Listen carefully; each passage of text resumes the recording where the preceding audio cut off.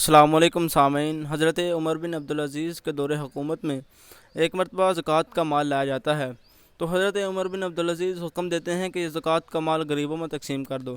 تو بتایا جاتا ہے کہ اسلامی ریاست میں کوئی شخص فقیر نہیں رہا، تو کہا جاتا ہے کہ اسلامی لشکر تیار کرو۔ تو پھر بتایا جاتا ہے کہ پوری دنیا میں اسلامی لشکر پہلے سے ہی گھوم رہے ہیں۔ تو پھر حضرت عمر بن عبدالعزیز حکم دیتے ہیں کہ نوجوانوں کی شادی کر دو۔ تو بتایا جاتا ہے کہ تمام خواہشمند نوجوانوں کی شادیاں کرنے کے بعد بھی پیسے بچ گئے ہیں۔